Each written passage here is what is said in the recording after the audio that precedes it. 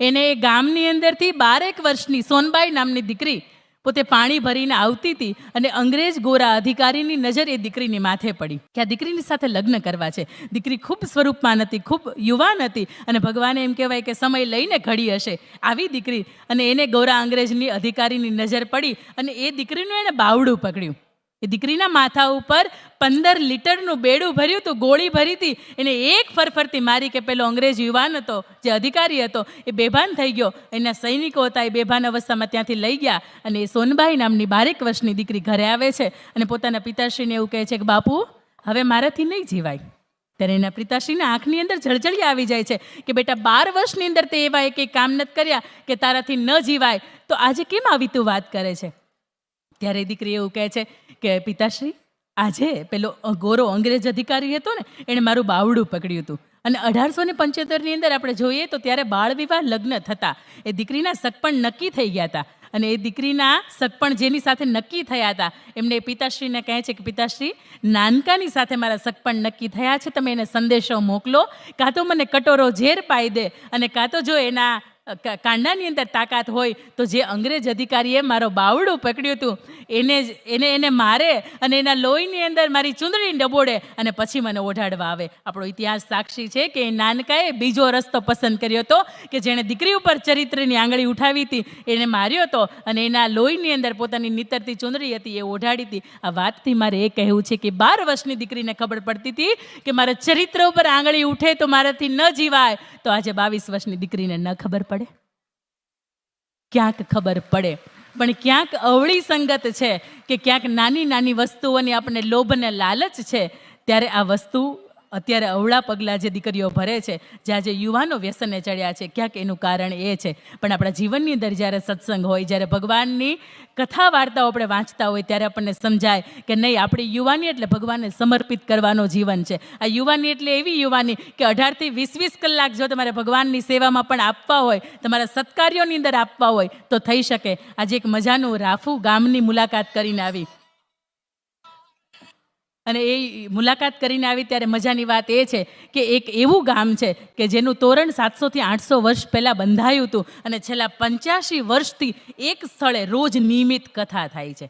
આવા ગામ હોય કે આવા આપણા ઘરનું આંગણ હોય, આપણે આસપાસની આવી કોઈ સંસ્થા હોય કે જ્યાં રોજ આવી સેવાઓ થતી હોય, રોજ આવી કથા પારાયણ થતી હોય, તો ક્યાંક આપણે એવો પણ લાભ લઈ શકીએ કે આપણી યુવાની લેખે થાય. અને જ્યારે પણ ભગવાનના ધામમાં આપણે પહોંચીએ ને ત્યારે ભગવાનની સામે નતમસ્તકથી ન ઊભું રહેવું પડે. ભગવાનને કહેવું પડે કે ભગવાન, આ દેહ સ્વરૂપે મેં જ્યારે પણ જેવે પણ કામ કર્યા છે તપાસી લેવાની છૂટ. એક પણ કામ એવું નથી કર્યું કે આપણા દરબારની અંદર લાંછન લાગે કે આ મનુષ્ય દેહ મને મળ્યો હતો અને એક પણ ખોટું કામ કરીને આવી છું. એના પછી ત્રીજી વાત, આપણી સંસ્કૃતિ આપણને એ શીખવે છે કે માન મળે કે અપમાન, સદાય આપણે એનાથી દૂર રહીએ. માન મળે તોય આત્માને સ્વીકાર છે અને અપમાન મળે તોય આત્માને સ્વીકાર છે. સંતોની વાત કરીએ તો સંતના સાનિધ્યની અંદર એકનાથ નામના ખૂબ મજાના સંત થઈ ગયા. એમની વાત કરવી છે ત્યારે એકનાથ જ્યારે ગંગાજીમાં નાઈને બહાર નીકળ્યા ત્યારે કોઈ પામર જીવ હતો એમની ઉપર થૂક્યો. આપણે ઉપર કદાચ કોઈ માટી પણ ફેંકે ત્યારે આપણને બહુ અપમાન જેવું લાગે.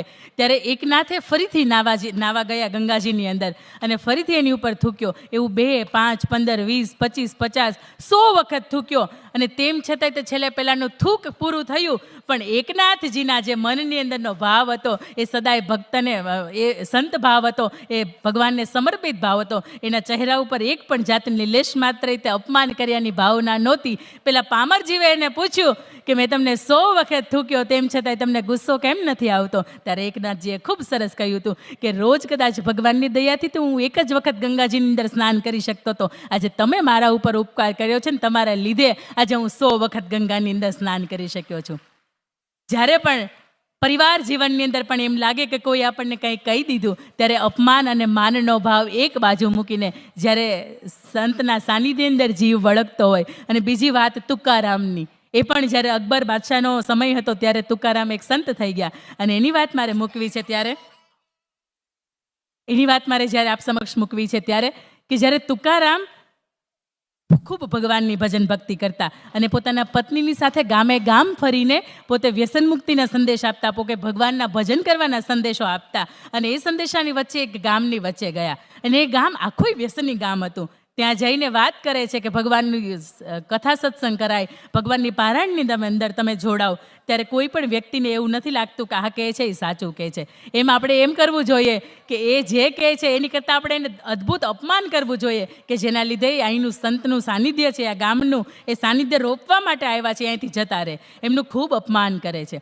ગામની વચ્ચે એને માથા ઉપર મુંડન કરે છે, એના માથા ઉપર ચૂનો ચોપડે છે, એને ગધેડા ઉપર ઊંધી બાજુ બેસાડે છે અને ગળામાં રીંગણાની માળા પહેરાવે છે. આટલું અસહ્ય અપમાન કરે છે એક સંત જીવનું, આખા ગામની અંદર ફેરવે છે. અને સાંજે ઘરે આવે છે ત્યારે પત્ની એવું કહે છે કે આમાં ન જીવવું જોઈએ, મારે મરી જવું જોઈએ, આત્મહત્યા કરી લેવી જોઈએ, મારા પતિનું આટલું હળાહળા ગામ અપમાન કરતું હોય તો મારાથી ન જીવાય. ત્યારે સંત તુકારામ એવું કહે છે કે બોલને વાલી, એમાં શું અપમાન જેવું લાગ્યું? તો કે તમારું મુંડન કર્યું, તમને જરીકે લેશ માત્ર અપમાન જેવું ન લાગ્યું? તો કે 6 મહિનાથી વાળ નહોતા કપાવ્યા, આપણી પાસે એટલા પૈસા નથી કે આગળના 6 મહિના સુધી કપાવી શકીએ.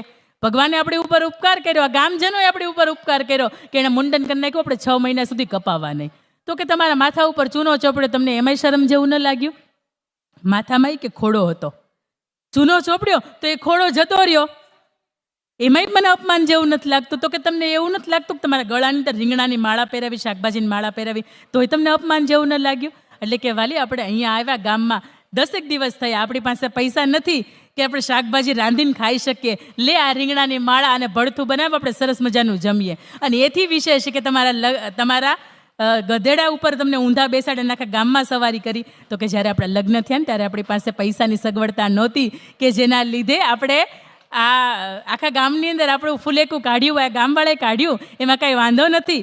અને એના પછી મારે તમારી વાત કરવી છે કે જ્યારે આજનો યુવાન વ્યસનના માર્ગે ચડ્યો છે, ખાસ ત્યારે કે વ્યસનથી દૂર રહે. અને સૌથી છેલ્લી વાત મારા વાતની કરવી છે ત્યારે કે આજે નાના મોટા કોઈ પણ દાંપત્ય જીવનની અંદર કે શિક્ષણ જીવનની અંદર કોઈ ઘટનાઓ બનતી હોય ત્યારે સ્ત્રી પાત્ર ઝઝૂમતું પાત્ર છે. સ્ત્રી એટલે શક્તિનું સ્વરૂપ, અને સ્ત્રી એવું કહેતી હોય કે મારે જીવવું નથી, ત્યારે એક મજાના અભિયાનની કદાચ મને ભગવાનને પ્રેરક બનાવી છે.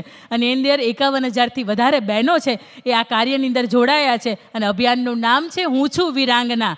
ઝાંસીની રાણી 23 વર્ષે પોતાના દીકરાને પાછળ બાંધીને પોતાના સમાજ માટે, પોતાના રાજ્ય માટે લડી શકતી હોય તો આપણે માત્ર આપણા આત્માના કલ્યાણ માટે લડવાનું છે. અને ભગવાનને એવું કહેવાનું છે કે વસમી વેળાએ વહેલા આવજો રેલોલ, કરવી મારે દલડા કેરી વાત જો, આ જીવને ઉગારજો રેલોલ. અને આ જીવની અંદર જ્યાં સુધી ભગવાનના તેડા ન આવે ત્યાં સુધી ભગવાન હું જીવી શકું, ઝઝૂમી શકું, એવી તમારે મને શક્તિ આપવાની છે. ત્યારે આપ સૌ બહેનોને વિનંતી છે કે આપના ફોનની ફ્લેશ લાઇટ ચાલુ કરો અને આપની જગ્યાએ ઊભા થાઓ. માત્ર 1.5 મિનિટ આ મંચ ઉપરથી હવે મારે છેલ્લે લેવી છે. આપ સૌ બહેનો, માત્ર બહેનોને વિનંતી છે કે આપ સૌ આપની જગ્યાએ ઊભા થાઓ. અને આપણી વચ્ચે કદાચ અત્યારે અગ્નિ નથી, પણ આ લાઇટ એ અગ્નિની સાક્ષી છે. અને અગ્નિની સાક્ષી એક મજાની આપણે એક સોગંદ લેવાની છે. અને જ્યારે સંત સાનિધ્યનું મંચ છે ત્યારે આ સોગંદ, ભગવાનને પ્રાર્થના કરીએ કે આ સોગંદ હંમેશા મારી જળવાયેલી રહે. આ સત્કર્મો, આ એક મજાનું મહામંચ ઉપરથી એક કામ કરવા જઈ રહી છું, મારા આત્માના કલ્યાણ માટેનું કામ છે. ત્યારે આ કામની અંદર, આ સોગંદની અંદર, આ સંકલ્પની અંદર ભગવાન ઘનશ્યામ મહારાજ મને હંમેશા સાથ આપજો. આપણી સંસ્કૃતિની બીજી વાત આપણને એવું શીખવે છે કે ભગવાને જેવું કર્યું એવું મારા સારા માટે કર્યું. જે કર્યું છે, જે કરે છે એ મારા સારા માટે કરે છે, અને જે કરશે એ પણ મારા સારા માટે કરશે, મારા આત્માના કલ્યાણ માટે કરશે. આપને ખ્યાલ હોય તો APJ અબ્દુલ કલામ કે જ્યારે રાષ્ટ્રપતિ બન્યા એ પહેલાં પોતે સાયન્ટિસ્ટ બન્યા હતા. અને એ પહેલાં એમનો વિચાર હતો કે પોતે નૌકાદળ છે, પોતે હવાઈ દળ છે, એની અંદર કોઈ પણ એક દળની અંદર જાય અને ત્યાં પોતે એક પ્રતિષ્ઠા પ્રાપ્ત કરે, ત્યાં પોતાનું જે કાર્ય છે એ ત્યાં કરી શકે. એક હવાઈ દળની અંદર એ જવાની વાત ચાલતી હોય ત્યારે એ 9મો નંબર ઉપર હોય અને આગળના 8 નંબર છે એને સિલેક્ટ કરવામાં આવે અને પોતાને રિજેક્ટ કરવામાં આવે ત્યારે ખૂબ દુઃખ થાય છે. તેમ છતાંય તે ભગવાનને પ્રાર્થના કરે છે કે ભગવાન તમે જે કર્યું એ સારા માટે કર્યું. એ પછી એ રાષ્ટ્રપતિ બન્યા ત્યારે પણ ભગવાનને ઉપકાર માન્યો તો કે ભગવાન તમે ત્યારે જે કરી રહ્યા છો એ પણ સારા માટે કરી રહ્યા છો. અને એ પછી જ્યારે રાષ્ટ્રપતિ બન્યા અને 3 દળના, એના જે હવાઈ દળ હતું, જે નૌકાદળ છે અને જે આપણી સેના છે, એ 3ના દળા, એના વડા છે, એમને પગે લાગવા આવ્યા અને એમને જ્યારે સેલ્યુટ કરી ત્યારે પણ એને ઈશ્વરનો ઉપકાર માન્યો તો કે ભગવાન તમે જે કરી રહ્યા છો એ મારા સારા માટે કરી રહ્યા છો. ઘણી વખત આપણને રિજેક્શન મળે, ક્યાંકથી આપણને અપમાન મળે તો આપણને એમ થાય કે આપણું અપમાન થયું, પણ ભગવાન જ્યારે પણ જે પણ કાર્ય કરે છે ક્યાંક આપણા સારા માટે કરે છે.